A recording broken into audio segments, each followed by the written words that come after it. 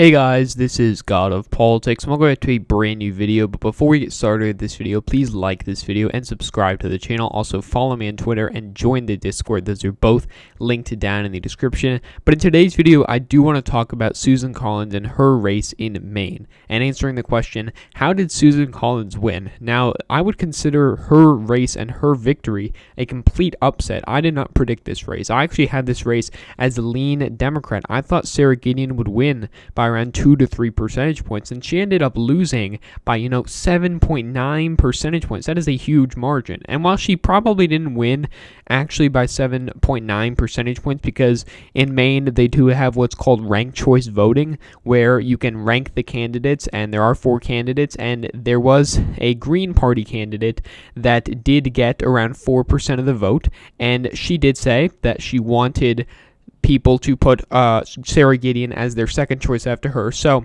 that ranked choice voting doesn't go into effect unless nobody hits 50%, but Susan Collins did hit 50%. So, in actuality, Susan Collins didn't win by that much, but she did still get a decisive victory, and she won, by a very substantial margin, by more than what anybody else expected. And most people did not even expect that she would win, because you look at so many different points of data, and you just think that it would have been so impossible or so difficult for Susan Collins to pull out a victory. And you look at this map by town, by precinct, you can see that Sarah Gideon really only did well in this Portland area, and she didn't even do well in most areas, whereas Susan Collins did very well in Maine's 2nd district and actually did quite well in a lot of the areas in Maine's 1st district as well. Sarah Gideon only actually won 2 of the counties in the entire state of Maine. 762,000 votes, Susan Collins won 385,000 of them. It was record turnout, high turnout for the past 100 years, and Susan Collins ended up being the victor. But it was very weird how this election turned out, because, you do look at the polls, which we all know the polls were completely terrible this cycle. But if you do want to look at the polls, they did have Joe Biden ahead 13 percentage points against Donald Trump in the state of Maine. He is winning it now by 8.7 percentage points. So, that's a 4-point error, around a 4-point error, which, is not good, but it's also not too bad when you compare it to the Maine Senate results. But the interesting thing is that the Maine Senate polls for the presidential race were only 4 points off. But if we look at the polls for the Senate race, we can see that so many of these polls were just ridiculously off. We see polls like Emerson, 10 points off, Survey USA, 10 points off, Colby College, 11 points off, Pan Atlantic Research, this was the worst one. And I believe there was the infamous poll from Quinnipiac, if we can find it here. Here it is, Gideon plus 12. That is 20 points off. That is the worst poll of this entire cycle. They had Gideon cracking 54%, Collins just hitting 42%. And you can see here from the actual results, Susan Collins is hitting 50%, and Sarah Gideon could barely even crack 42. So the polls were absolutely terrible, but comparing the polls from the presidential and the Senate races, what's interesting to note is that the Senate race polls were way more off than the presidential polls. And that's, quite interesting, because you look at the state of Maine, it's a state that is mostly white, has similar voting patterns. You only have to split it up by 2 congressional districts, so that makes it easier to weight. You can weight by demographics like education, age, etc. And it, what demographic were they missing that voted for Joe Biden, but also voted for Susan Collins? Because, like I said, the polls for the presidential race were only 4 percentage points off, yet the polls for the Senate race were up to, 10, even 20 points off in some cases. So what caused that to happen? Well, the only, real robust theory I can think of is that Susan Collins must have got a real boost from voting no on Judge Amy Coney Barrett, now Justice Amy Coney Barrett. That was on October 26th, and really we only had 2 polls after that date. The only one, Colby College, or I guess you could count Colby College, but the part of the poll was taken, actually it was taken October 21st to October 25th, so it was before that. But only 2 polls were actually taken after it. Only one was taken completely after, and that was the Emerson College poll. So most polls, especially the ones that showed her up more, were taken before she voted no. on Amy Coney Barrett. So that is really the only explanation I can give for why the polls were so off, but it doesn't give the full explanation.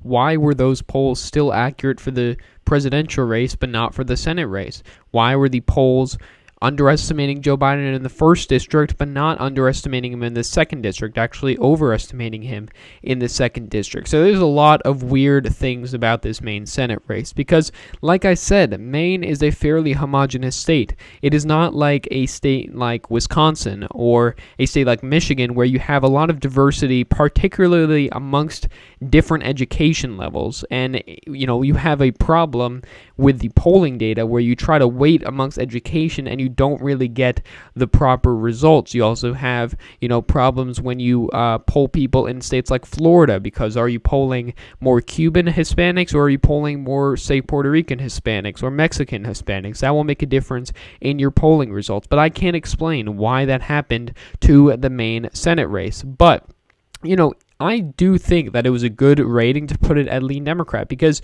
you want to look at the fundraising first of all, and the fundraising was just absolutely ridiculous. Sarah Gideon had so much money raised. She raised almost $69 million. Susan Collins could not even raise $27 million. And while, the spending gap was a little bit similar, Sarah Gideon still spent double what Susan Collins spent. So, it seems quite weird that did not do anything, especially given the fact, I'm sure it did something. I'm sure it helped Sarah Gideon get some name recognition, something like that, but it did not give her the victory that she had hoped for.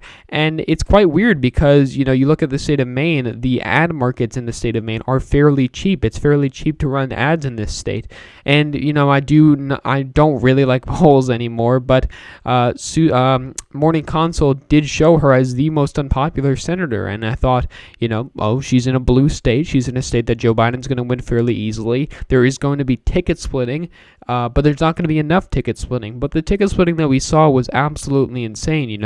As I pointed out, Joe Biden won the state by almost 9 percentage points. Susan Collins won by around 8 percentage points. That is a 17 percentage point difference. And while I did note that it was actually a little bit closer when you factor in the ranked choice voting, which probably would have helped Sarah Gideon, even assume it's, a 15% difference. That is ticket splitting that we have not really seen for quite a long time, and it was what doomed Senate Democrats at other races, particularly, races like Jamie Harrison, where he could really barely run ahead of Joe Biden in that race and not really do much better at all.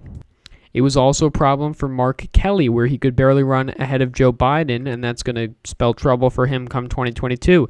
It also hurt Teresa Greenfield in Iowa, where she barely ran ahead of Joe Biden. And then, those are really the only few examples of Democrats actually running ahead of Joe Biden. Joe Biden did better than most down-ballot Democrats, and that was part of the reason why Democrats did not do well in seats like North Carolina. They did not do well in seats like Iowa. They did not do well in seats like Montana, and particularly, as I've been talking about in this video, they did not do well in a state like Maine. And, I think it is really remarkable how Susan Collins has gone about winning in her political career, and I do want to, just recognize that because, you go back to 2014, she didn't have the worst candidate going up against her, and she won in 2014 by 37 percentage points. You go back to 2008, I think this is the most remarkable when she was going against Tom Allen, who was the representative for Maine's 1st congressional district for over a decade, and then he gets absolutely destroyed by Susan Collins in the election in 2008 in the blue wave year that got Barack Obama to the presidency, where he won the state of Maine by around 20 percentage points, or give or take 20 percentage points, or give or take a couple percentage points, around 20%. But she was able to win, by a very substantial margin that year. In 2002, she was also able to win. And then in 1996, this was her closest election ever. She won by 6 percentage points, around 5.5 percentage points in 1996 when she was first elected. So she really has had a remarkable career in terms of getting elected, especially getting elected in a blue state, which really, she is the only Republican senator to do so, win in a state that has not gone Democrat in the last couple of years. You have a Republican senator in Pennsylvania, you have a Republican senator in Michigan. You have Republican senators in those states, but those are states that have been going red recently. Maine has not gone red for quite a long time, so this is very remarkable how Susan Collins was able to win. I don't blame anybody that got this race wrong, and I still am kind of lost for words in explaining how Susan Collins was able to win. But if I really had to explain it, I think that she was just able to change enough minds, particularly with her vote against Amy Coney Barrett. I think that did definitely help her. Some people who were still undecided, maybe they were unhappy about her vote for Kavanaugh. Maybe they were unhappy about how she voted for a lot of the other judges, but they still didn't necessarily dislike her. Maybe they thought at that point, sure, whatever, I'll vote for Susan Collins over Sarah Gideon. Maybe they liked that she was moderate, and while they'd be voting for Joe Biden, they also wanted a split Senate. People do overwhelmingly vote for split Senates. While there have been in the last couple presidencies, unified government for the first couple of years, usually that breaks down after the first couple of years because you have midterm waves, and that's a similar thing you saw this time. It's looking like Joe Biden is going to come into the presidency with a split Senate, assuming the Republicans win the Georgia Senate races, which I assume they will. So looking at this overall, Susan Collins was able to turn out the right voters, convince the right voters, and she was able to get her support bases that had been so loyal to her in the past, and that gave her victory, which is truly unprecedented for this election. I believe it's one of the most surprising races in this election. Really a lot of things in retrospect were predictable, but this I don't think was predictable at all. I was very surprised that Susan Collins won. I did want to kind of break this down a little bit. Any other videos you want to suggest that I do, leave it in the comments. I'll respond to every comment. But yeah, thank you all for watching this video. Please like this video and subscribe to the channel. Also follow me on Twitter and join the Discord. Those are both linked down in the description. But again, guys, thank you all for watching this video, and I will see you guys later.